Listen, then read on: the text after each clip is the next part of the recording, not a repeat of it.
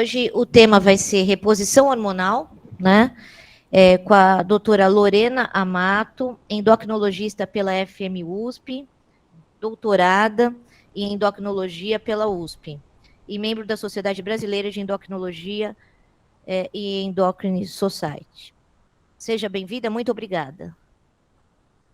Luciano, obrigada pelo convite, já me apresentou. Então, vou falar hoje sobre terapia de reposição hormonal. Sou a doutora Lorena, a professora Luciana já me apresentou, então vamos seguir aqui. Eu não tenho conflito de interesse, além do grande interesse sobre o assunto. Eu gosto muito, estudo bastante sobre isso, mas nenhum conflito de interesse. E a gente vai falar sobre terapia de reposição hormonal. Na endocrinologia, a gente só fala em reposição hormonal, né? As doenças endocrinológicas, elas se fazem por excesso ou falta de hormônios, né? A endocrinologia precisa de um grande equilíbrio, e se você tem excesso ou falta de hormônios, sempre isso vai causar alguma consequência ruim. Já de antemão, eu gostaria de falar que não existe o termo modulação hormonal, que tem sido tão utilizado aí como proposta de terapêutica. Enfim, a gente não usa esse termo. Esse termo não é reconhecido pelas sociedades médicas brasileiras, internacionais. Então, a gente nunca vai falar em modulação. Ou a gente vai fazer reposição, ou não tem que fazer. Então, modulação hormonal, esse termo não existe. Você não vai modular, ou está em falta e você repõe, ou não. E é importante saber disso porque isso está associado eventualmente a más práticas, né? A pessoa não precisa de uma reposição, vai fazer uma modulação, vai usar hormônio, enfim. Isso não é aceito pelas sociedades médicas brasileiras e internacionais. O uso de hormônios sem haver uma deficiência, ele está fortemente contraindicado, é considerado uma má prática médica e sujeito às repercussões legais dessa má prática, porque tem sido tão visto e estão juntos todas as sociedades de urologia, de endocrinologia, de ginecologia, em relação a esse não uso de hormônios quando não houver uma deficiência. E o uso de hormônios para fins estéticos também não é reconhecido pelas sociedades médicas brasileiras e internacionais. Então, eu acho importante começar com esse slide, porque a gente vai falar de reposição hormonal e hoje tem se feito muita confusão. Então, a gente começa deixando bem claro esses pontos. E dentro da reposição hormonal, o que eu vou falar? Particularmente das gônadas, né? Ovários e testículos. A gente tem várias glândulas endócrinas que podem ser alvo aí de uma reposição de hormônios, mas eu vou falar especificamente de ovários e testículos numa situação de hipogonadismo, ou seja, se a gente vai repor, eu vou falar de uma situação onde não há os hormônios sexuais produzidos pelos ovários e testículos em mulheres e homens, respectivamente.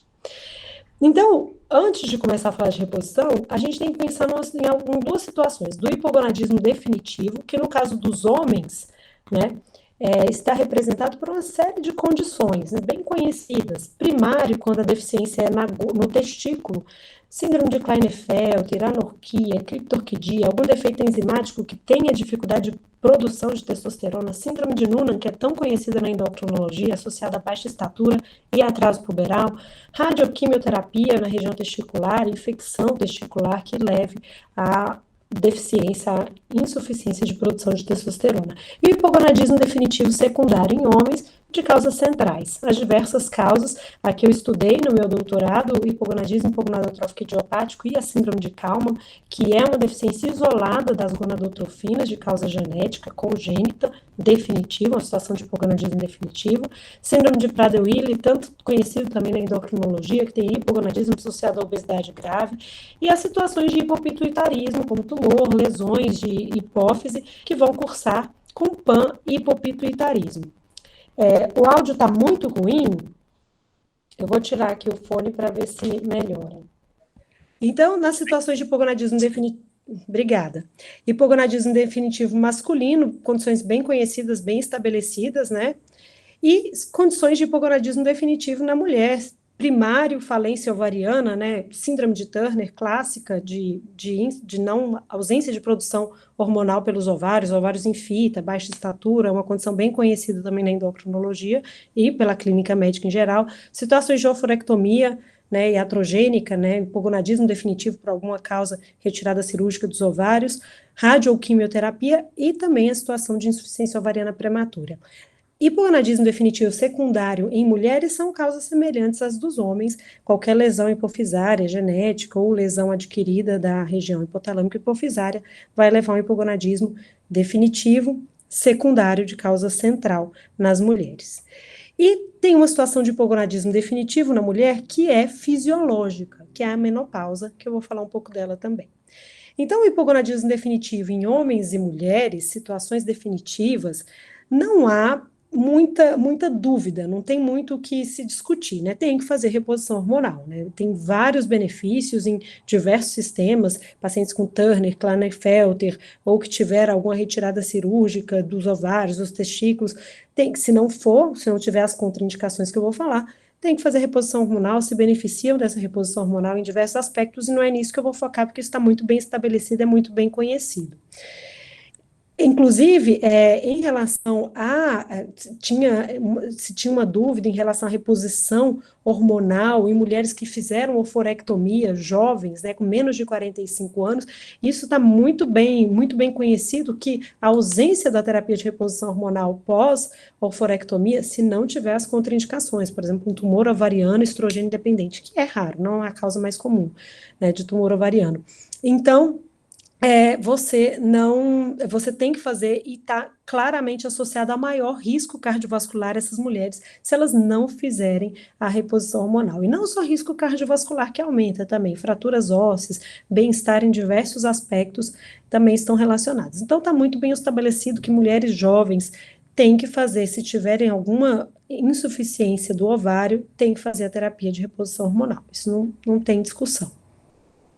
Agora, o que fica um pouco confuso, às vezes as pessoas ficam na dúvida se vale a pena, são as situações de hipogonadismo transitório, situações que estão ali que podem talvez serem revertidas, né, a causa que levou ao hipogonadismo. Aí a gente entra nas causas secundárias centrais, doença sistêmica aguda, doença sistêmica crônica mal compensada, diabetes entra como uma situação que a gente pode citar, hiperprolactinemia, algumas situações de hipopituitarismo que pode ser transitório, como infecção, irradiação, hiperprolactinemia, tão conhecida, uso de alguns fármacos, excesso de cortisol, hipercortisolismo, tanto iatrogênico quanto também endógeno, né, por alguma doença que leve ao hipercortisolismo.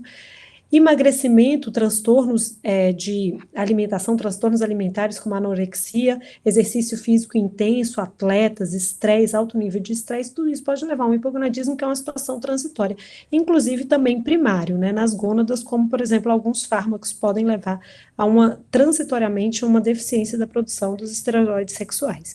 E nessa situação de hipogonadismo transitório, é que eu vou focar particularmente no hipogonadismo funcional masculino, na chamada andropausa e na menopausa fisiológica, que tem sempre a interrogação em se a gente deve tratar com esteroides sexuais. Eu acho que esses pontos é que ficam mais à dúvida.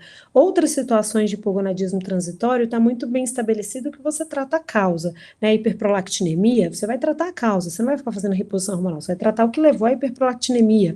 Uma doença aguda sistêmica, vai tratar o que quer que seja. Doença crônica descompensada, vai compensar a doença crônica. Não vai tratar com reposição hormonal. Mas essas três situações, a gente fica aí com os esteroides sexuais, é onde gera mais dúvida e é onde eu resolvi focar aqui. São três, dariam grandes aulas cada um desses temas, mas eu vou falar um pouco dos três para esclarecer o que eu vejo que são as principais dúvidas. Para começar, antes de falar da reposição hormonal, John Lee foi um grande estudioso da progesterona, né, formado em Harvard. Ele deu muitas palestras, escreveu livros para a população leiga que viraram best-sellers sobre qualidade de vida, reposição hormonal, e falava muito da progesterona, da reposição transdérmica da progesterona. E três regras aí que são bem interessantes que a gente aplica até hoje, que eu gostaria que antes de qualquer reposição hormonal a gente conseguisse pensar nisso. O primeiro, usar hormônio somente se necessário. Pode parecer óbvio, mas atualmente isso tem que ser enfatizado, né? A pessoa tem que ter sintomas claros e níveis baixos hormonais para você considerar. E também não se dosa hormônio se você não está pensando na deficiência dele. Check-up. Vou fazer um check-up, vou dosar hormônios gerais. Não, tem que haver sintomas, tem que haver algo que faça você sugerir que aquela pessoa está em hipogonadismo para você dosar. Não faz parte do check-up, dosagens hormonais de esteroides sexuais. Prefiro hormônios bioidênticos a sintéticos. Esse termo bioidênticos, até porque está muito associado a algumas práticas aí de charlatanismo, a gente tem deixado de usar e tem usado o termo isomolecular, que significa a mesma coisa, né? Mas só para não ficar com esse termo bioidêntico, que fica parecendo estar associado aí a más práticas, eventualmente. Então, atualmente, a gente usa o termo isomolecular, que são aqueles hormônios idênticos aos produzidos, né? Não são hormônios sintéticos. Tudo que a gente vê, muitas coisas de malefícios na reposição hormonal, os hormônios sintéticos sempre são piores, né? Sempre trazem mais malefícios, mais risco de câncer de mama. Então, sempre preferir os bioidênticos e usar uma dose que cria um balanço hormonal, um equilíbrio. A endocrinologia é equilíbrio, excesso nunca vai fazer bem. Então, se você vai repor e você deixa essa pessoa com excesso, você também vai estar fazendo mal. Então, é sempre uma dose que cria um balanço hormonal. Então, começando falando do hipogonadismo associado à obesidade. Já o hipogonadismo associado à obesidade tem esse termo MOSH do inglês, se vocês forem pesquisar literatura, vocês vão ver muito esse termo, né, que é Male Obesity Secondary Hypogonadism, que a gente usa esse termo MOSH, que é o hipogonadismo masculino associado ao excesso de peso. Na literatura prévia, trazia uma prevalência de 20%, mas atualmente, nas últimas revisões, a prevalência chega até em média 64% na população jovem. Então, cada vez mais a gente tem visto a obesidade ter sido cada vez mais crescente e o hipogonadismo relacionado à obesidade vocês vão ver, né? Isso é muito comum na prática do dia a dia do consultório. E já tem sido considerada a causa mais comum de hipogonadismo em homens adultos, né? Muitas vezes adultos jovens tem esse hipogonadismo relacionado à obesidade. É um diagnóstico de exclusão, sempre que a gente vê no consultório um paciente com obesidade e hipogonadismo, a gente tem que excluir hiperprolactinemia, hipercortisolismo, outras causas, uso de medicamentos que poderiam causar o hipogonadismo, mas é a causa mais comum, a gente vê muito no consultório, realmente é muito frequente. Os sintomas de hipogonadismo nos homens, tem os clássicos, né, relacionados à infertilidade, redução dos pelos pelo corpo, ginecomastia, disfunção sexual, perda de energia, uma sensação de perda de vigor, também leva ao ganho de peso, então ganho de peso leva ao hipogonadismo pode levar a um ganho de peso, está associado a síndrome metabólica, resistência à insulina, anemia, queda da densidade mineral óssea, sintomas sexuais são muito sugestivos, né? Os 3 mais sugestivos de deficiência de testosterona, redução da libido, disfunção erétil e diminuição das ereções matinais. Como o libido é muito subjetivo, muitas vezes a questão da disfunção erétil e das ereções matinais trazem uma importante dica para a gente que possa haver um hipogonadismo no paciente. E existem aqueles sintomas que são um pouco mais frustros, né, difícil de associar, que são alterações no humor, no sono. As ondas de calor também podem acontecer nos homens, assim como nas mulheres, os fogachos das mulheres podem acontecer nos homens também, depressão e função cognitiva diminuída. Tudo isso pode estar associado ao hipogonadismo. Um pouquinho da fisiopatologia. O que acontece? Por que a obesidade leva ao hipogonadismo? A gente sabe que o principal causador disso é o excesso de gordura visceral. Né? Não é tanto a subcutânea, mas principalmente a visceral. Nós já sabemos que é muito pró-inflamatório esse aumento da gordura visceral. Essa gordura é cheia de macrófagos que produzem citocinas inflamatórias diversas, como interleucina 6, 1, TNF-alfa, que levam a inflamação de baixo grau crônica. Hoje também já está bem estabelecido que os obesos têm essa inflamação crônica de baixo grau. E vários estudos já trouxeram que a circunferência abdominal está mais associada ao hipogonadismo até do que o IMC.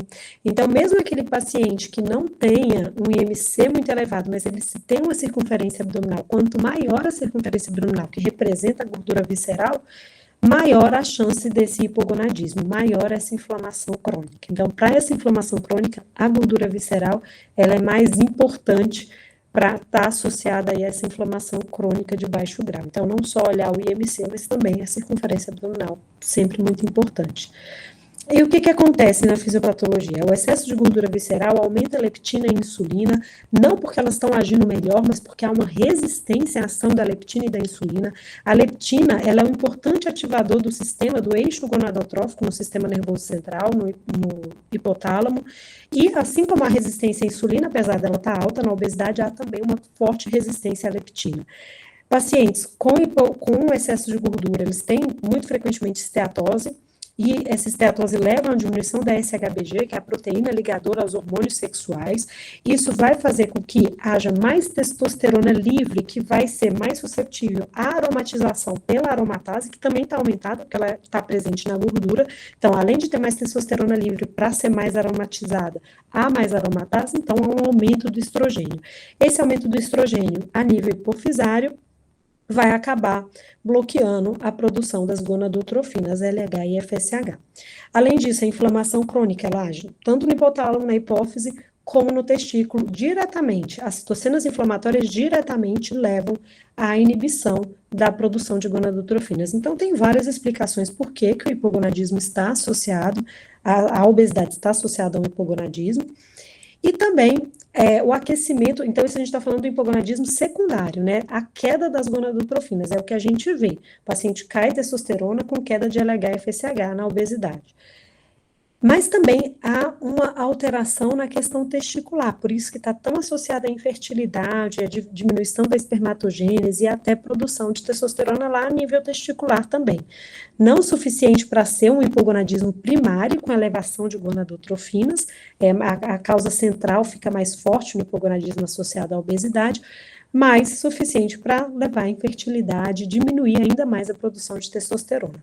A gente sabe que o testículo ele precisa estar em temperaturas mais baixas do que o intraabdominal, e quando a pessoa engorda, o tecido adiposo leva um aquecimento da região testicular. Se alguém está acostumado a examinar pacientes obesos, a região testicular realmente fica envolta de mais gordura, e isso leva a um aquecimento da região testicular, e esse aquecimento vai levar a uma espermatogênese alterada, fragmentação do DNA, infertilidade e diminuição da produção também de testosterona pelos testículos.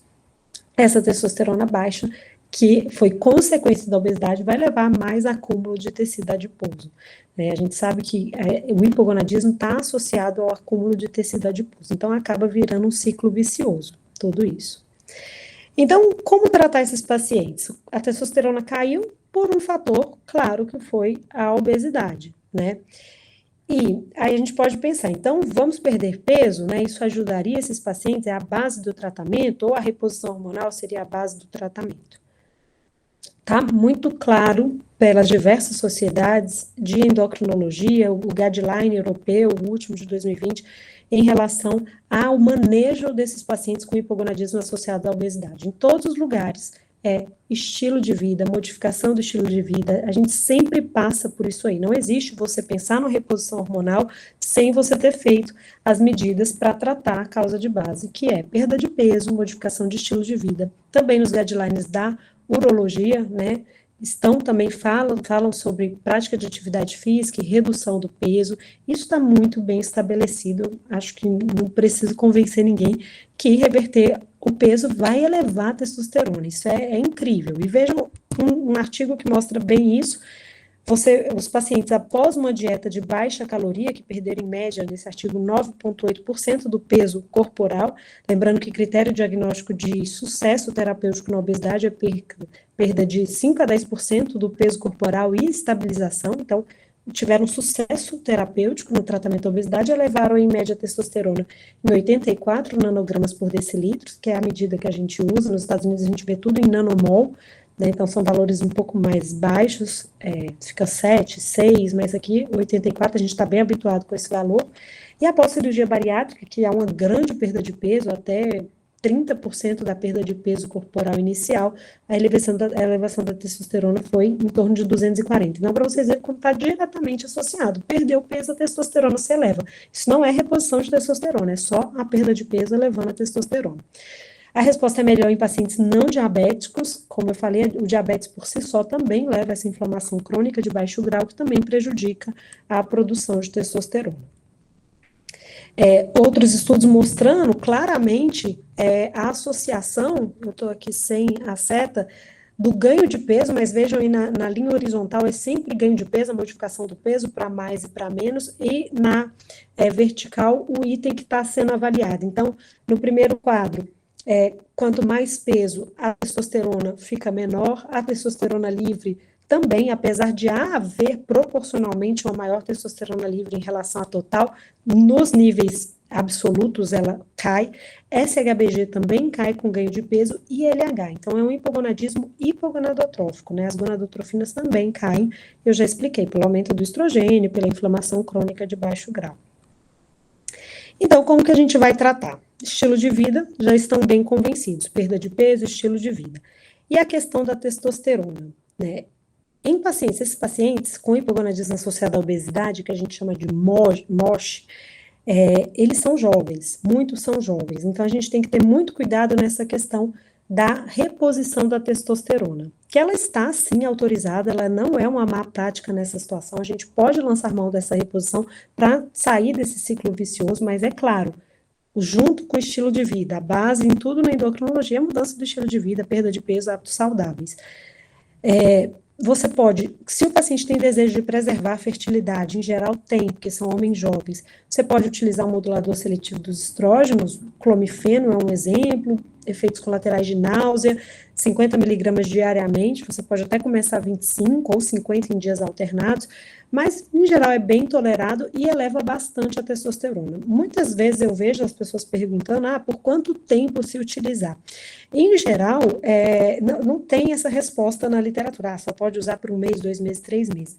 Mas, em geral, como a gente está modificando estilo de vida, esses pacientes estão perdendo peso, você não precisa usar durante ali o tratamento do excesso de peso. A pessoa vai emagrecendo, a testosterona naturalmente vai aumentando, e isso é bem visto. Gonadotrofina coriônica, né, é injetável, é caro, você pode usar até 3 vezes na semana, existe disponível nas farmácias, mas é reservado para o paciente que está num tratamento de fertilidade. Como a gente tem um clomifeno, que é via oral, de tão fácil uso e mais barato, dificilmente você vai ver utilizando gonadotrofina coriônica simplesmente para reverter o hipogonadismo associado à obesidade. Até pode, mas principalmente aqueles pacientes que já estão num tratamento de fertilidade.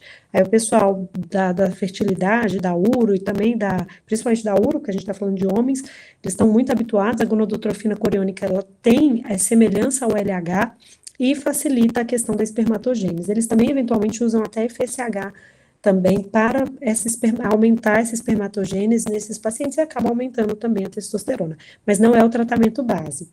E se o paciente não tem desejo de preservar a fertilidade, a gente tem as reposições de testosterona, que depois, para falar de uma vez só, vou falar na andropausa quais são essas possibilidades de reposição.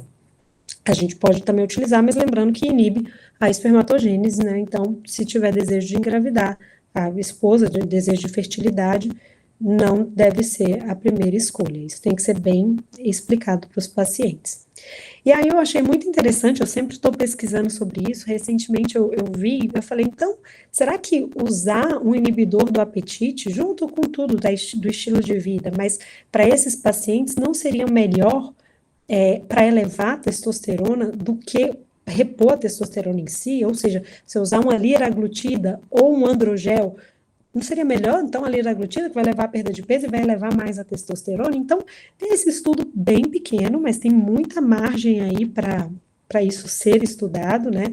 Tem muito espaço ainda, muito o que ser feito. Um estudo de 16 semanas, randomizado, os pacientes, os grupos sabiam o que estavam usando, até porque a liraglutida é injetável, né, então, e o gel é em gel, que fez essa comparação da liraglutida com o gel para saber o que seria melhor nessa restauração do hipogonadismo funcional em homens, esse MOSH. Só 30 homens por 16 semanas com IMC de obesidade grave, homens jovens, 46 anos, mas nos deu uma luz aí sobre essa questão.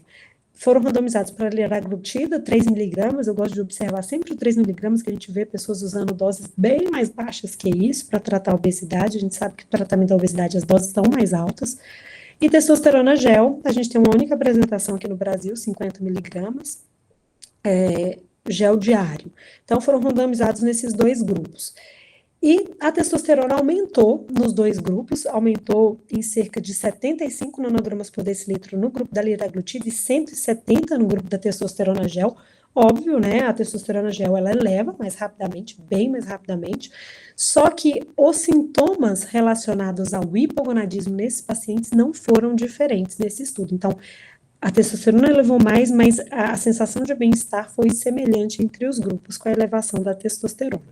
A liraglutida levou um aumento do LH-FSH, ou seja, desbloqueou aquele eixo. Não se sabe se há uma ação direta da liraglutida no desbloqueio das gonadotrofinas ou se é somente consequência da redução do peso, que o excesso de peso tem esse bloqueio gonadotrófico, né, específico, isso ainda também não se sabe, e a perda de peso foi obviamente maior com a liraglutida, em média de 7,9 quilos, comparado a nenhum quilo em média no uso da testosterona. A gente sabe que a testosterona pode melhorar a composição corporal, perda de peso, mas a liraglutida tem respostas bem mais rápidas. Então, nesse estudo pequeno, com N pequeno particularmente, a liraglutida pareceu melhor do que você usar um gel no tratamento dos pacientes com obesidade e hipogonadismo. Então, por mais que você pense, tá o hipogonadismo, vamos repor a testosterona, mas, eventualmente, para vocês verem a importância da perda de peso, tem até um papel mais importante, além das outras consequências, não só no hipogonadismo, melhora metabólica em todos os aspectos da perda de peso nesses pacientes. Então, só para vocês considerarem aí essa situação. Falando agora um pouco sobre a andropausa, falando rápido que eu vou falar de até da menopausa. Andropausa. Para começar, esse termo, apesar de ser usado, se você entrar no site da Sociedade Brasileira de Endocrinologia, no site Juro, existe esse termo, se usa, mas sempre com críticas, né? A gente sempre coloca ali entre aspas, é complexo porque fica parecendo que é a mesma coisa que a menopausa, e não é, né? É bem diferente da menopausa. A menopausa há uma diminuição do estradiol, um aumento da gordura corporal, uma diminuição da sensação de bem-estar, do desempenho sexual feminino também diminui, aumento da doença cardiovascular, aumento da osteoporose e do câncer de mama pela faixa etária, no momento da menopausa, e a andropausa também. Então, são pontos em comuns, o que faz fazer sentido você usar esse termo, andropausa, menopausa. Na andropausa também a queda da testosterona, aumento da gordura corporal, diminui o bem-estar, diminui o desempenho sexual, aumenta a chance de doenças cardiovasculares e osteoporose. Então, nesse paralelo, parece que faz sentido usar o mesmo termo. No entanto, a menopausa é um hipogonadismo hipergonadotrófico, o FSH se eleva acima de 30, né, já no diagnósticos, e as gônadas dos ovários vão ficando cada vez menores até ficarem completamente reduzidos. Se alguém já acompanhou o ultrassom de pacientes pós-menopausa depois de 10, 15 anos, o ovário às vezes nem é visualizado, né? Então, o hipogonadismo hipergonadotrófico, quando a andropausa é hipogonadotrófico. O hipogonadismo associado ao envelhecimento do homem, na maioria das vezes, ele é com queda das gonadotrofinas. Testosterona cai, LH-FSH também cai. Menopausa vai atingir 100% das mulheres. Vocês não vão encontrar uma mulher de 65 anos que tenha função ovariana. 65, você não vai, né? Então, 100% das mulheres vão ter, saudável, não saudável, come bem, não interessa, todas vão ter menopausa. A andropausa é muito interrogada essa porcentagem, vou mostrar aqui alguns estudos, mas a gente sabe que não são todos os homens que experimentam a andropausa, né? Inclusive, homens saudáveis, eventualmente com 80 anos, têm níveis de testosterona normal. A questão é achar homem saudável com 80 anos, né? Mas se chegar lá, existe essa possibilidade. A menopausa é irreversível, a andropausa existe uma possibilidade, dependendo da doença crônica que esse paciente tenha, dos medicamentos. A gente sabe que muitos medicamentos para tratar hipertensão podem alterar a questão da testosterona, né? Hipolipemiantes podem interagir. Então, talvez se controlasse a causa de base, um diabetes descompensado, talvez você conseguisse elevar novamente os níveis de testosterona nesse homem mais velho, ao contrário da menopausa, que não tem conversa, não tem como reverter. Então, não relacionado ao estilo de vida, quando a andropausa, na maioria das vezes, está relacionada ao estilo de vida. Então, aqui eu já mostrei muito claramente para vocês que o excesso de peso leva à queda da testosterona, né? Tem vários artigos mostrando isso, a obesidade, o sobrepeso, quanto maior o IMC, quanto maior a circunferência abdominal cai.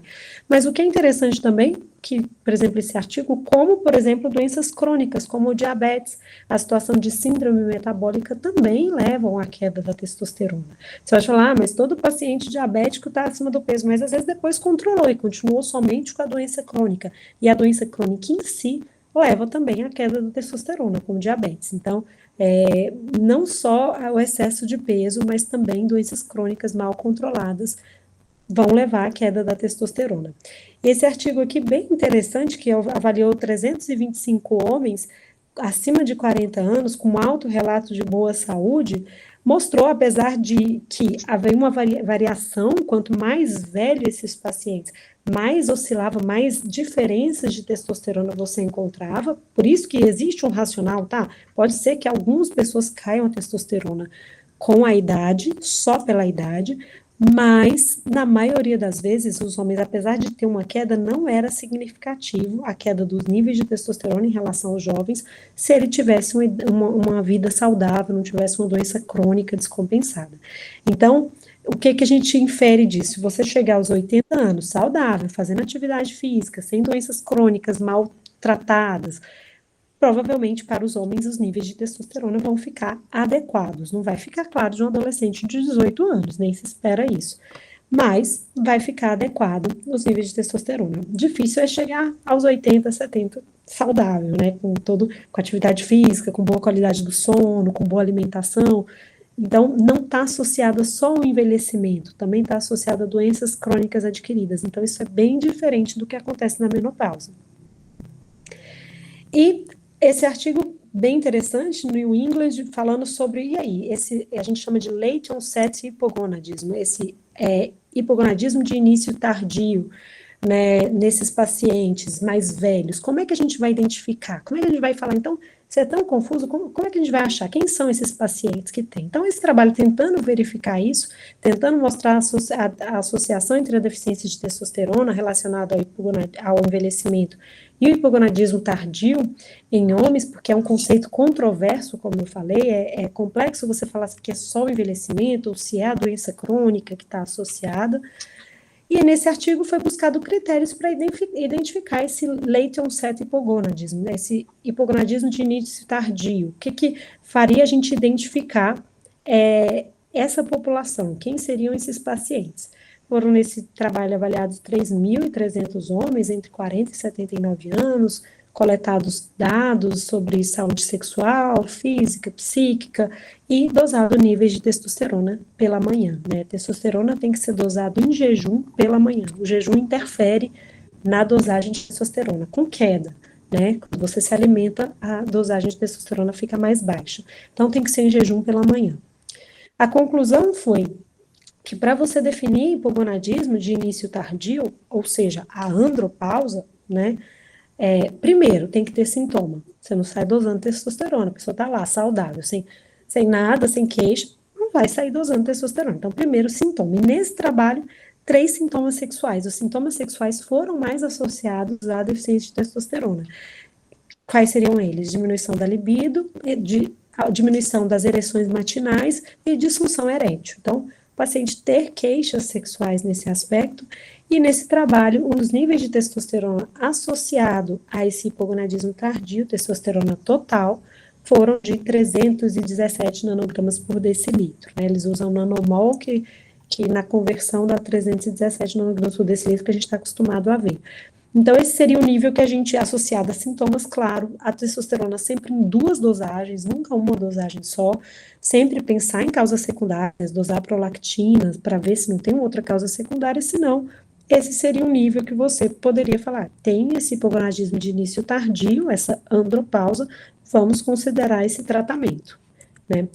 Então, a prevalência nesse estudo do hipogonadismo de início tardio, ou seja, da andropausa, foi de 2%.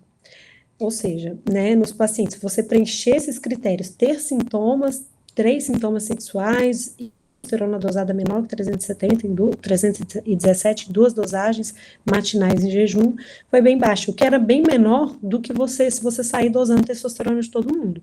Se você sair dosando testosterona, você vai ver uma testosterona mais baixa que isso, mas quais seriam os critérios para você definir essa situação de hipogonadismo de início tardio? Esse trabalho sugeriu isso. Ainda tem muita discussão a respeito disso, mas é um bom norte, né, para a gente não ficar confuso. É quando que eu vou considerar realmente que é uma andropausa, né, e tratar. Nos últimos trabalhos, até, porque tem vários números, qual que é esse limite, né, da testosterona que a gente tem que considerar tratar? E aí, até do congresso bem recente de endocrinologia que eu fui agora, e de outras discussões que a gente vê que entre 400 de testosterona total e 150 há uma penumbra. Há ali, vamos avaliar a queixa, vamos avaliar a testosterona livre, vamos avaliar SHBG, vamos ver. Porque normal mesmo é acima de 400, isso não se discute.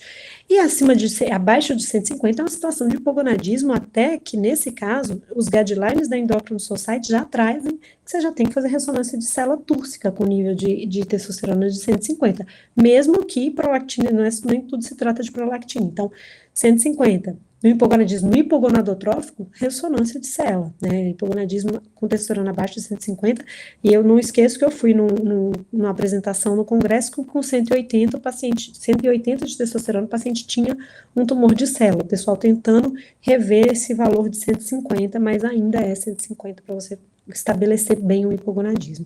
E no meio disso aí, uma dúvida, né? Cada paciente é de um jeito, falar 180 é normal?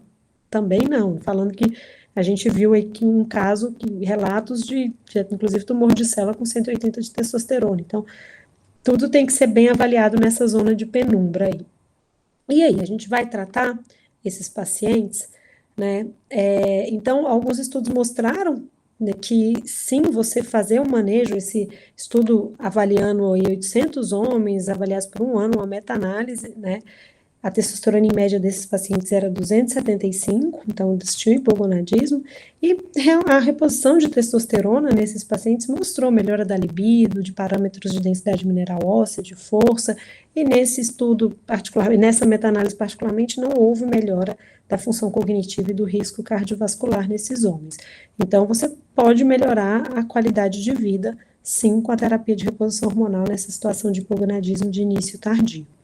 Então, essa testosterona, a reposição de testosterona tem que ser considerada principalmente para homens que apresentam clínica significativa, até porque a reposição é para tratar um sintoma, né? Você não vai tratar qualquer um sem ter uma suspeita, não só clínica da queixa do paciente, mas também uma fratura, também é uma suspeita clínica de hipogonadismo. Então, não só também a queixa do paciente, mas algum sinal ou sintoma que te sugira uma situação de hipogonadismo, e não dosar para todo mundo a testosterona sem nada que te sugira um hipogonadismo. E a testosterona, sempre, tudo na endocrinologia tem que ser iniciada junto com mudança do estilo de vida. Boa qualidade do sono, prática de atividade física, boa alimentação, perda de peso, bom controle de doenças crônicas, não usar álcool nem em excesso, nem cigarro, tudo isso está associado à melhora da testosterona, tá? Excesso de álcool cai testosterona, excesso de medicamentos, polifarmácia, cai testosterona, má qualidade do sono, cai, estresse também. Então, o manejo dos pilares da medicina do estilo de vida, né, os 6 pilares da medicina do estilo de vida é a base de tudo. Não se fala em reposição de nenhum hormônio sem você estar bem estruturado nos pilares da medicina do estilo de vida para esse paciente, o que não faz sentido. E os benefícios, então, concluindo da terapia de reposição hormonal na andropausa, ainda são incertos, né? Os sintomas podem ser devido às comorbidades, você falar com um paciente com obesidade, diabetes, hipertensão mal controlada, que tem diminuição da libido, que tudo é por causa da testosterona, nem sempre, mas, enfim, hoje em dia se considera, e o paciente tem uma resposta sintomática na maioria das vezes. Há melhora, sim, de libido, de disposição, e está associada a uma boa prática, está indicado. Você pode indicar a reposição de testosterona, se o paciente não tiver uma contraindicação, para melhorar os sintomas, nessas situações ali da zona de penumbra dos níveis de testosterona. Fertilidade, sempre que você usar a testosterona, vai estar prejudicada, mas como a gente está falando de homens um pouco mais velhos, em geral isso não é um problema, não é um desejo, mas tem que sempre ser perguntado ao paciente, né? Então, como que a gente pode fazer? Já tanto a questão da reposição hormonal, tanto no hipogonadismo associada à obesidade, que a gente chama de MOSH, como o hipogonadismo de início tardio, que seria a andropausa, quando você vai usar testosterona, o que que a gente tem disponível, né? Existem formulações orais, não são isomoleculares, o que a gente chama de bioidêntica, está disponível no Brasil, mas não é nem de longe a melhor opção para a reposição hormonal aqui no Brasil. A gente tem formulações sintéticas, testosterona sintéticas, via oral. Vai chegar no Brasil o ano que vem uma testosterona isomolecular que a reposição é via oral e não tem primeira passagem hepática. As atuais têm primeira passagem hepática e tem todas aquelas lesões possíveis, né, hepáticas. Vai chegar uma que a absorção é pelos linfáticos, vai direto para o linfático, então não tem a primeira passagem hepática, e a princípio se mostrou muito interessante, né? Tem a promessa aí de chegar aqui no Brasil essa formulação oral que não tem primeira passagem hepática, porque é absorvido pelos linfáticos, já foi apresentado no Endocrine Society desse ano, no congresso lá nos Estados Unidos. Então, é muito bom, né? Porque via oral é sempre mais cômodo, né? Mas ainda aqui no Brasil não é uma opção para os pacientes. As formulações injetáveis, né? São formulações que acabam levando à liberação de testosterona, tem formulações que são a cada 2 semanas, tem as trimestrais, que são melhores por dar mais conforto ao paciente, e podem ser uma opção de reposição hormonal. Mas, inclusive, também no último congresso, mostrou que a testosterona gel, que a gente só tem uma marca disponível aqui no Brasil, 50 miligramas por sachê, um sachê por dia, é superior às reposições intramusculares injetáveis nos homens idosos, principalmente. Nos jovens isso não é um problema, mas nos idosos, como faz pico, por mais que a fórmula trimestral fala que não faz muito pico, tem um pequeno pico assim que acontece a aplicação, e o gel tem um nível de testosterona bem mais estável, e esses picos são indesejáveis, né? Esses picos de testosterona no organismo não é desejável. Então, para a reposição de homens idosos, a formulação em gel diário é sempre preferível, né? Sempre é mais adequada. Existem a questão dos implantes hormonais, com todas as controvérsias das sociedades de endocrinologia nos Estados Unidos, você tem isso também, seria subcutâneo, seria isomolecular, mas são manipulados. É o grande problema da questão que eles colocam em questão, são os vieses aí das manipulações. Então, você poderia fazer uma forma subcutânea de reposição, que você colocaria implante a cada 6 meses, e liberaria a testosterona, mas são manipulados, a gente não tem sem ser manipulado esses implantes hormonais, o que gera toda a discussão, o debate sobre os níveis que estão sendo liberados, se não há outros contaminantes aí nessas manipulações, então, mas é uma opção, inclusive disponível também nos Estados Unidos, e lá também há a testosterona nasal. Também tem adesivos gengivais, eu não coloquei aqui, mas nos Estados Unidos. Aqui no Brasil a gente não tem a nasal e não tem os adesivos gengivais. Então, particularmente, o gel seria a melhor opção quando você vai fazer a reposição de testosterona em homens atualmente. Falando agora, para finalizar, de menopausa, né? Se tiverem dúvidas, depois a gente discute no final.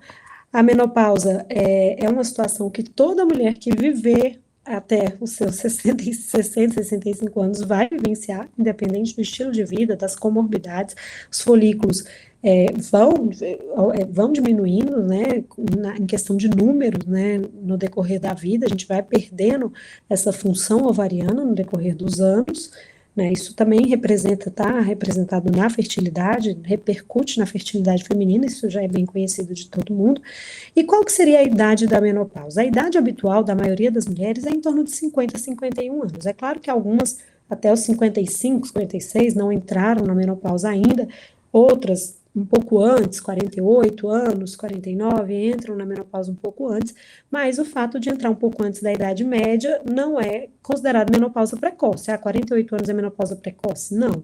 Né? O que é menopausa, dito menopausa precoce? É aquela que acontece antes dos 45 anos de idade. A idade é o determinante. E o que é insuficiência ovariana prematura? Antigamente se usava o termo falência, né? FOP. Aí, hoje em dia, se tirou o termo FOP, porque a gente ainda não tem anticorpo antiovário, mas péssima dosagem, quando a gente quer ver se essa insuficiência foi autoimune, que na maioria das vezes é idiopática, né? A gente acaba dosando anticorpos anti-enzimas adrenais para tentar detectar alguma autoimunidade. Tem muita coisa para se descobrir. Certamente deve ter algum componente autoimune, pode ser a fisiopatologia, talvez algum componente genético. Tinha muita gente estudando genética da insuficiência ovariana prematura no HC, quando eu estava lá no doutorado, tinha um grupo estudando só isso. E por que insuficiência? Porque oscila. Já se viu que algumas dessas mulheres acabavam engravidando. Então, não é falência, né? Pode haver um retorno. É claro que não tem uma função gonadal completa, mas pode oscilar essa função ovariana nesse diagnóstico de insuficiência ovariana prematura. Para a insuficiência ovariana prematura, é o que eu falei. Hipogonadismo em mulheres com menos de 45 anos, não se discute o benefício da reposição hormonal. Isso é risco cardiovascular. Essas mulheres que não repõem morrem mais, por diversas causas, inclusive doença cardiovascular. Então, a gente não está falando aqui de situação de menopausa precoce. Isso está muito bem estabelecido que está indicada a reposição hormonal nessa situação. Insuficiência ovariana prematura, menopausa precoce, essas pacientes se beneficiam, os benefícios são maiores que os riscos. Nesse caso, você repõe o hormônio até a idade da menopausa fisiológica. Aí, na menopausa fisiológica, é que é a discussão. Repor ou não repor? Uma conversa com a paciente, né? É uma decisão médico junto à paciente. Não é obrigatório, não é mandatório, após os 50, 51 anos, você continuar a reposição hormonal. Tem a ver com o benefício do paciente, uma boa conversa e um esclarecimento. Quais são os sintomas da menopausa? Muito conhecido da maioria, né? Os de curto prazo, eles cessam com o tempo, que são os fogachos, as palpitações, a insônia, enfim, labilidade de humor, desânimo, humor depressivo, eles em geral melhoram com o passar do tempo. Já os sintomas de médio e longo prazo, eles não melhoram, eles só tendem a piorar, né, que é os sintomas geniturinários, a atrofia genital, a atrofia vaginal, diuretra, infecções de repetição, dor na relação sexual, prolapso genital, incontinência urinária, isso é muito real e é a médio prazo, não é assim que a pessoa entrou na menopausa, isso vai acontecendo no decorrer dos anos e só tende a piorar com os anos sem reposição hormonal. E também maior risco cardiovascular, chance de osteoporose. Alguns estudos interrogam aí se não tem uma maior incidência de demência nessas pacientes sem reposição hormonal. Isso é um pouco controverso, mas também é questionável. E a motivação para iniciar a terapia de reposição hormonal, na maioria das vezes, já estou finalizando, que eu vi a hora, tá, já estamos aí 8h30, os fogachos, né? Os fogachos não são calorzinhos noturnos, né? É algo que realmente prejudica a qualidade de vida da mulher. São ondas de calor intenso que vêm depois uma sensação de frio, de sudorese, que acabam com a qualidade do sono, com a qualidade de vida da paciente, às vezes com a relação com o parceiro que quer que esteja com essa paciente que tem que conviver com essas oscilações, que fica com calor, fica com frio, se agita, levanta, realmente cai muito a qualidade de vida. Então, é uma motivação para iniciar a terapia de reposição hormonal. Os sintomas depressivos, para vocês verem, eu falei lá que é um sintoma de curto prazo, as mulheres, por vários motivos, aumentam a questão da depressão, tem questões sociais envolvidas na mulher de 50 anos, questões hormonais, e tudo isso, tudo envolvido, fazem com que aumente aí, alguns estudos mostrando aumento de sintomas depressivos na menopausa, como é maior do que nas mulheres no menarque. Então, isso realmente prejudica a qualidade de vida nos diversos aspectos da mulher. Então, aí sempre que a gente já fala em reposição hormonal na menopausa, tem lá, né, fica ali aquela coisa, vai dar câncer de mama, vai ter AVC, vai ter doença cardiovascular, né, dependendo que doença cardiovascular, depois, se você respeitar a janela de oportunidade de 10 anos, a tendência é uma proteção, né, mas se não, pode aumentar o risco aí de doença cardiovascular, tromboembolismo, né, sempre tem esse ponto que fica, mas quando você pensa nos benefícios, por isso que eu falei sobre conflito de interesse, né, porque realmente existem riscos, como toda terapêutica, não existe tratamento sem efeito colateral, né, mas os benefícios realmente são muito grandes e eu vejo muitas vezes mitos, né, medos que as pessoas nem oferecem à paciente. Eu acho que essas pacientes têm que conhecer os seus potenciais benefícios e os reais riscos, né, da terapia de reposição hormonal. Então, diminui o índice de fratura, melhora a qualidade do sono, melhora os fogachos, é o melhor tratamento para os fogachos, prevenção de câncer de colo, o envelhecimento, também outros sintomas relacionados ao envelhecimento e síndrome geniturinária está bem estabelecido que melhoram com a terapia de reposição hormonal. Então, as principais indicações acabam que são os fogachos, né, e os sintomas da atrofia urogenital. Para os sintomas dos fogachos, a gente sabe que existem outros medicamentos, alguns antidepressivos que podem ser utilizados, mas a melhora é muito ruim. A terapia de reposição hormonal é o que mais melhora os fogachos. A questão da atrofia urogenital, você tem outras opções, pode fazer laser, hidratantes vaginais, hormônios vaginais que não têm absorção sistêmica. Hoje a gente tem hormônios que podem usar para mulheres que tiveram câncer de mama estrogênio independente, porque não tem absorção sistêmica. Então, os sintomas vaginais você até pode melhorar de outras maneiras, né? Tem muito tratamento vaginal hoje em dia que pode ser feito, mas a reposição hormonal também ajuda bastante. E osteoporose, apesar também que existem outros fatores que podem ser utilizados no tratamento da osteoporose. Então, o que mais melhora, o que é o melhor tratamento são os sintomas de fogachos e alteração dos sonos, mas tem outros benefícios também para a mulher.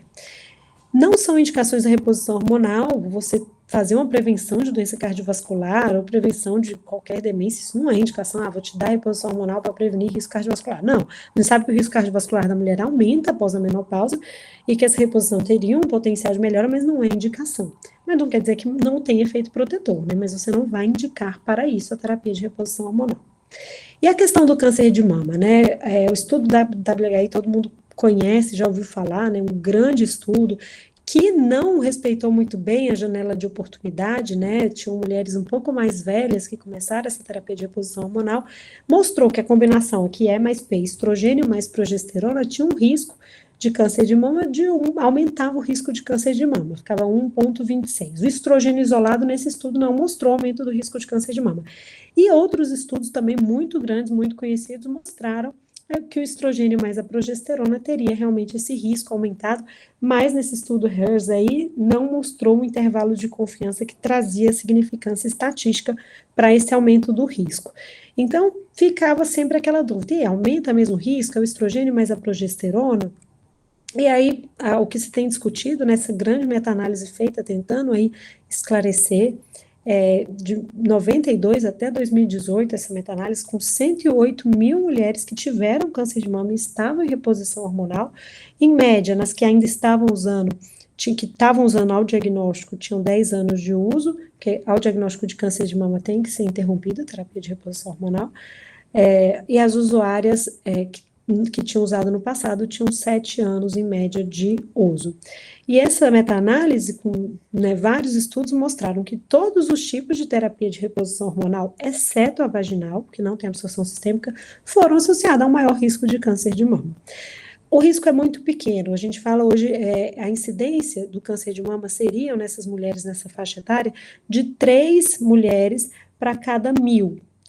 E com a reposição hormonal ficaria 3,8, seria um aumento de 0,8 a cada 1.000, né? Então, não seria nenhuma mulher, mas existe sim o risco, isso tem que ser falado, mas ponderando risco-benefício, a pessoa escolher se ela quer fazer o tratamento ou não. O risco aumentou progressivamente com a duração do uso, a gente não fala em fim de 10 anos tem que parar a reposição hormonal, não, isso não existe.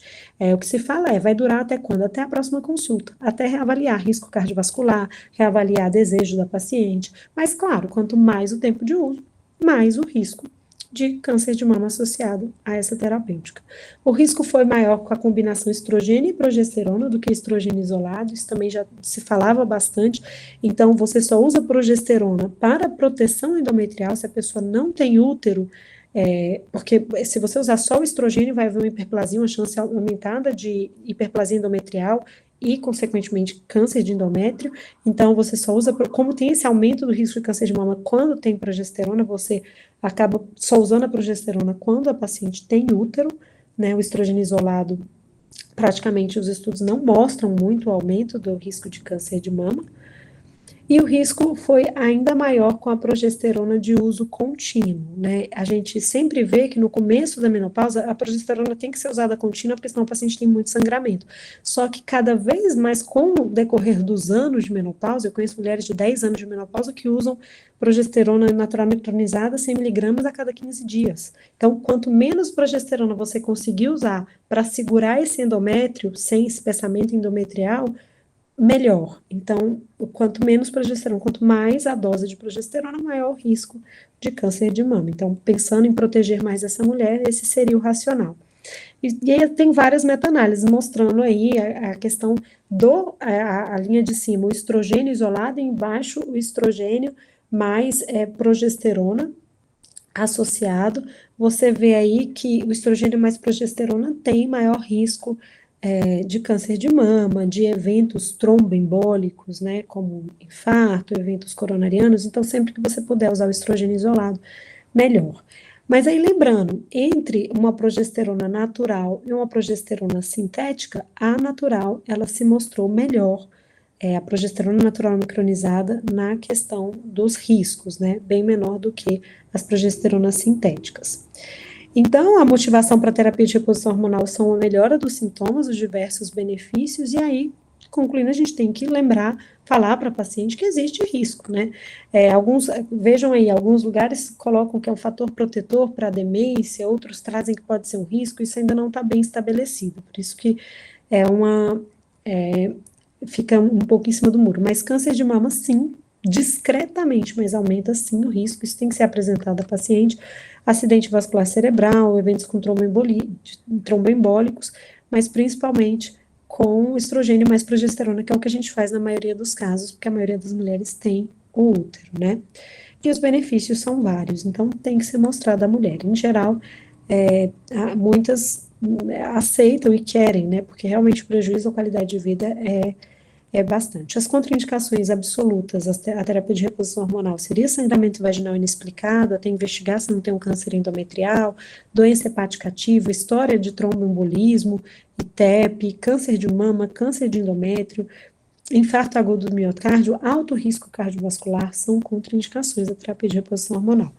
As contraindicações relativas, uma hipertensão não tratada, você pode tratar, compensar essa paciente, considerar a reposição, lipidemia, hipertrigliceridemia, risco aumentado de câncer de mama, minha mãe teve câncer de mama, minha irmã, isso vai contraindicar? Não. Situações que aumentam a chance também de eventos tromboembólicos e enxaqueca com aura seriam contraindicações relativas. Lembrando que a dose é bem mais baixa do que a dose de estrogênio dessas mulheres é mais baixa que a do Menacme, e a dose da terapia de reposição hormonal também é mais baixa do que a dos anticoncepcionais, né? Então, são doses bem baixas. Não são contraindicações. Hipertensão, diabetes mal controlado, não são contraindicações absolutas. Você pode controlar e fazer reposição. Hepatite C, uma neoplasia hematológica, outros cânceres, cervical, de vagina, vulva, do tipo escamoso, de ovário, exceto endometrioide, que é estrogênio dependente, câncer de pele, de tireoide, câncer gástrico, coloretal. Vocês viram até no outro estudo que mostrou uma diminuição do câncer coloretal, a terapia de reposição hormonal. Então, não são contraindicações. E quais seriam as formas, finalizando já? Os comprimidos, sempre tem essa opção de comprimido, mas a gente sempre tem que preferir as formas transdérmicas, porque tem primeira passagem hepática. Então, engraçado nos congressos, a gente vê que a única indicação da terapia oral seria a preferência da paciente, porque realmente as vias transdérmicas são melhores. Mas tem essa opção. Então, as vias de géis, né, transdérmicos, existem adesivos que podem ser utilizados, e também o implante hormonal, com todos os vieses seria só do estrogênio, da questão que eu falei para a testosterona, manipulados, com toda essa discussão em relação a esses implantes. O estrogênio via oral, por vários motivos, ele não é a primeira opção, só é a primeira opção quando a paciente quer, é uma forma de reposição, mas piora perfil lipídico, aumenta marcadores inflamatórios, aumenta fatores de coagulação, então não é a opção, a melhor opção é a via transdérmica. E por que usar os progestógenos? Como eu falei, somente para a questão da proteção endometrial. Como a associação aumentou o câncer de mama e outros riscos, né, vocês viram, de tromboembolismo, a gente só usa em quem tiver útero. Existe aí um grupo que tem falado sobre os benefícios da progesterona, não é? A mulher sempre foi estrogênio e progesterona, por que você só vai usar progesterona para quem tem útero? Porque aumenta os riscos, né? Na verdade, hoje em dia, de risco, porque é de câncer de mama, de tromboembolismo, então, teoricamente, a gente só usa para essa proteção endometrial, mas há grupos, isso é o que está bem estabelecido na Sociedade Brasileira de Climatério e Endocrinologia, mas existem grupos usando a progesterona pelos benefícios no sono e outros benefícios que eles julgam, além da proteção endometrial. Então, mesmo quem não tem útero, existem aí grupos usando, mas não, usando a progesterona, mas não é o de praxe. Concluindo, finalizando, já com um pouco de atraso, mostra que o hipogonadismo associado à obesidade deve ser tratado com estilo de vida e perda de peso, a testosterona considerada, sempre avaliando o desejo da fertilidade. Testosterona deve ser considerada no tratamento da andropausa, preferencialmente na via transdérmica, e a terapia de reposição hormonal na menopausa fisiológica traz benefícios para a mulher e deve ser oferecida à paciente, sempre considerando os riscos. Finalizando aqui, e obrigada pelo convite. Deixa eu ver, tem alguma... O Alfredo... Bom dia, oi, tudo bem? Eu gostaria de saber quais são os exames que são colhidos na sua rotina para diagnóstico de hipogonadismo masculino e feminino. O masculino, para iniciar, primeiro, uma boa caracterização clínica. Segundo, testosterona total, livre e SHBG. Os guidelines falam, primeiro você dosa total, vê se está baixa, e depois você dosa livre e SHBG. Mas como a gente, na prática mesmo, é difícil o paciente vir, aí você dosa, então eu já até doso gonadotrofinas. Quando eu estou suspeitando, como eu quero saber se é hipogonadotrófico ou hipergonadotrófico, que faz toda a diferença, né, no raciocínio, eu já doso tudo. Mas em teoria, primeiro você dosaria testosterona total, né? Suspeita clínica, testosterona total. Baixa, aí depois você prosseguiria dosando testo livre, SHBG, que é a proteína ligadora, gonadotrofinas, e já investigando uma causa secundária prolactina, né, em repouso. Mas, como às vezes é difícil esse ir e vir, já no primeiro momento, mas a testosterona, basicamente mesmo. E feminino, estrogênio, progesterona, LH e FSH, sendo que o FSH é o que mais representa quando ele vai aumentando a falência ovariana. Ele é o primeiro que se eleva, mas os dois estão elevados aí na falência ovariana na menopausa, né? Só que quando a gente vai decidir para a reposição hormonal da menopausa, a gente tem que fazer outros exames também, né? Associando aí a questão ginecológica, mamografia, a gente sempre faz densitometria óssea e ultrassom transvaginal para avaliar o endométrio. Eu tenho visto agora duas epidemias, né? Uma é o pessoal ficar pedindo testosterona para todo mundo e os nutrólogos, né? Como você sabe, eu mandei um paciente para a Lorena, que ele passou na consulta por paciente jovem, assim, jovem, então 50 e poucos anos, e passou numa consulta num nutrólogo e ele detectou testosterona baixa e já começou uma fórmula com testosterona e com anastrozol, né? Aí eu perguntei, o que é isso, Lorena? Ela me falou, isso aí é para diminuir o efeito colateral da testosterona, né? E aí o paciente estava hipertenso, né? Passou na minha consulta porque estava hipertenso. Então, muito uso inadequado de hormônio. E uma outra coisa que eu fico na dúvida é que todo ginecologista pede hormônio para toda mulher, né? E as minhas pacientes aqui do HU, elas têm me perguntado, mas tá vendo? Olha só como meus hormônios já estão alterados, mas muitas vezes não tem sintoma nenhum. E aí eu fico pensando se isso tem algum sentido, né? Ficar olhando o hormônio cair da mulher, né? É bem legal isso, Lu. Essa perimenopausa, se você já sabe que a mulher está ali numa idade, né, sugestiva, ali, 50, 48, na idade de perimenopausa, porque o sintoma não é só quando entrou em falência, né? Inclusive, essa mulher é bem complexa, porque pode, inclusive, engravidar, né? Tá ali com a falência, mas de vez em quando ovula, aí de vez em quando para, às vezes ela acha que ela entrou na menopausa, na verdade, então, tá que a chance é bem pequena, né? Mas ela começa a ter um espânia, amenorreia, o FSH começa a aumentar, você pode sim, você não precisa esperar, se tá tudo bem, você já pode começar uma reposição. FSH aumentando, alguns sintomas, mesmo que ainda não tenha uma queda total, você não precisa esperar a paciente entrar em hipogonadismo estrogênio foi para menor do que 5, o FSH está lá em cima. Não. Se você já detecta sintomas, elevação do FSH, hispaniomenorreia, você pode. Nessa perimenopausa, o que se usa muito são anticoncepcionais, né? Se usa muito. Por quê? Porque ela também pode engravidar, né? Por mais que alguém deve conhecer a história de alguma mulher que achou que estava na menopausa e estava grávida, né? Sempre pode, acontece, não é o mais habitual. Então, o anticoncepcional teria esse efeito, além de prevenir, de já fazer uma reposição. Lembrando que a gente não usa anticoncepcional para terapia de reposição hormonal da menopausa, que a dose é mais alta. Mas como ali é perimenopausa, é uma situação que se usa bastante. Aí você usa o anticoncepcional oral, já tem esses dois benefícios, já está repondo o hormônio, já está prevenindo uma gravidez indesejada, e depois, uma idade mais à frente, você acaba fazendo a terapia de reposição hormonal habitual, com gel e progesterona natural micronizada, né, que pode ser oral ou vaginal. Ou um DIU, né, também. Hoje em dia, os DIUs de levonorgestrel, Mirena e Cailina, né, que tem sido, inclusive, Cailina off-label para proteção endometrial, mas todo mundo tem usado, parece que tem bons resultados, né, porque a dose é menor do que o Mirena, né, de levonorgestrel. Então, enfim, você pode sim já ajudar essa mulher, né, mas não dosar indiscriminadamente, né, como se tem visto aí, entendeu? Mas você pode já sim trazer benefício. Lorena, parabéns, viu? Eu esqueci de te cumprimentar. Excelente a sua Obrigada. aula. E eu queria fazer mais uma pergunta. Qual é o grau de confiabilidade dos laboratórios de São Paulo para a dosagem dos hormônios? Então, isso é bem complicado. É, tem aqui, não conheço estudos daqui avaliando isso, mas saiu um estudo americano mostrando a confiabilidade dos laboratórios lá que não era muito boa, de testosterona. Então, assim, imagina, depois eu posso procurar, tem um estudo mostrando isso, sobre a confiabilidade das dosagens de testosterona. Mas níveis masculinos, por isso que a gente pede 2 dosagens em jejum, matinal, para tentar, né, ficar adequado. Níveis masculinos, como são altos, até se confia, né? A gente acaba confiando e é isso que tem, né? Acaba que é o que a gente usa.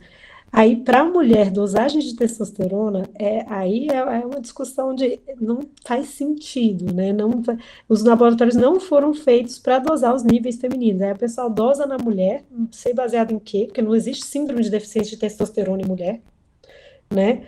Não existe isso.